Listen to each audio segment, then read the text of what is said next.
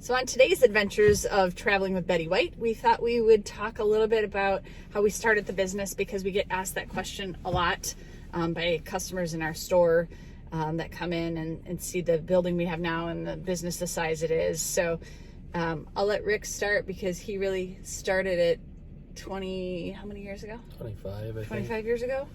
So I was just kind of doing fun part-time hitting flea markets and rummage sales and antique shows, stuff like that, because I was always kind of the collector picker person even back in the day, and then just doing it for fun. And I was working at a job at a company that made products for the housing market, and in 2001, after 9/11, the housing market crashed, so I got let go.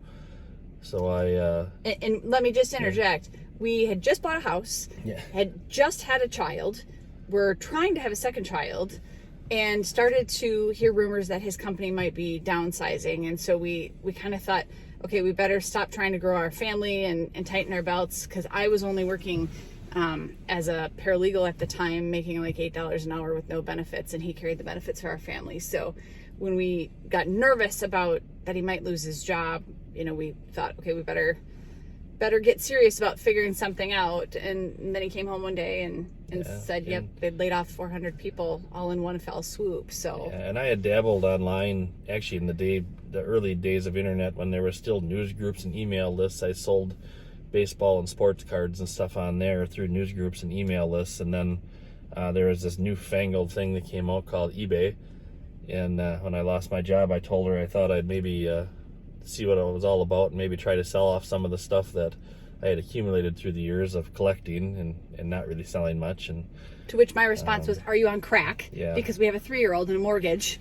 Yeah. So I told her, I said, well, just give me 3 months while I'm on unemployment, and seeing if I can make a go of it or not. And if not, then I'll go get a job. And never actually had time to look for a job. Just kind of took off and went from there. So we started the business in our house.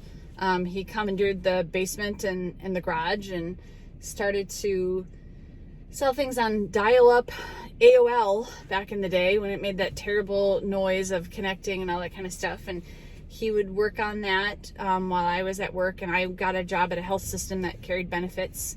And so then we got help, thankfully, from Grandma to watch our kiddos, because we were, by the way, pregnant with that second child when all that happened, unbeknownst to us. So help from grandparents, and I was working, he was working at home during the day, and then we'd come home, eat dinner, get kids to bed, and then we'd usually pack till, 10:30, something like that, sending out things that people bought online from him. So the business went on in the house by yourself for how long? Long time, probably 15 plus years. Yeah. So and then when our kids got to be teenagers at that point, we had strangers coming over to our house to buy things, and when you have teenage girls in the house, it just gets a little squirrely. So we were like, yeah, we got to move the business out of our house. So rented a space about the size of a closet with 2 of us working in it. I hired my first employee, and both of us we'd put showcases out for people to look at, see what we had to sell, and we'd lay them out on top of a counter. And in the morning or at night when we went home, we'd stack them all up and put them away, because that was also the packing counter for the next morning's online sales. And then after we were done packing, we'd stack the cases back onto the counter and start over again for the day of selling and listing stuff online.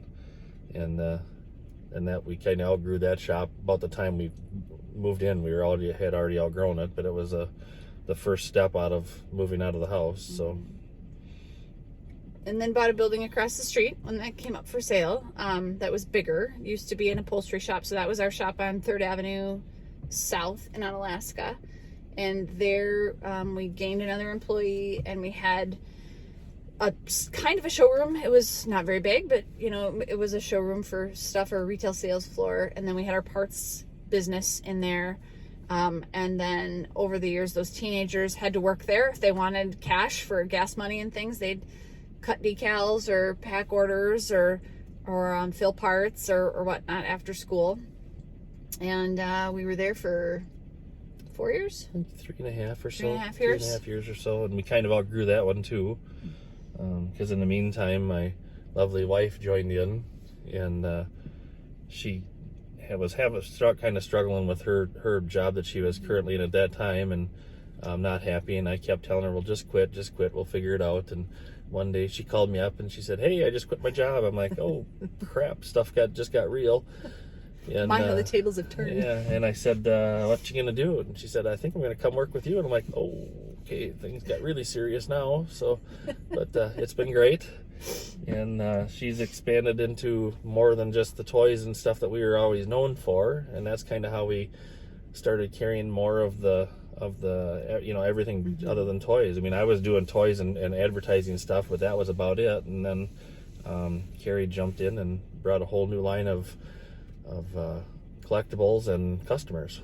Yeah, so we used to, at the old shop, we'd have, couples walk in and they'd see the beer signs and the toys and the guy stuff, and the wives or girlfriends would be like, I'll be in the car. There's nothing really here for me to look at. So we decided to take a big leap of faith with the help of backing from our business banker and some of our professional advisors and figuring all that out. And we bought a big building.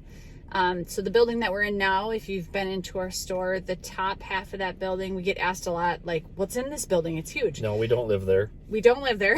We get asked that a lot. Looks like a house, but we don't live there. Yeah, the top half is offices. And that's where we pack and we ship, and we have 5-ish employees up there. And then the bottom half is our retail store.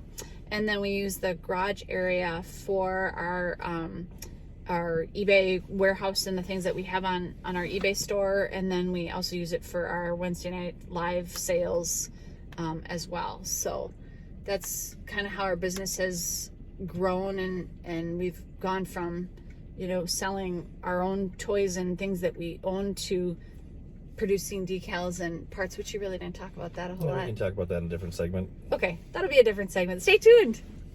That's pretty much it, though. It brings you up to speed.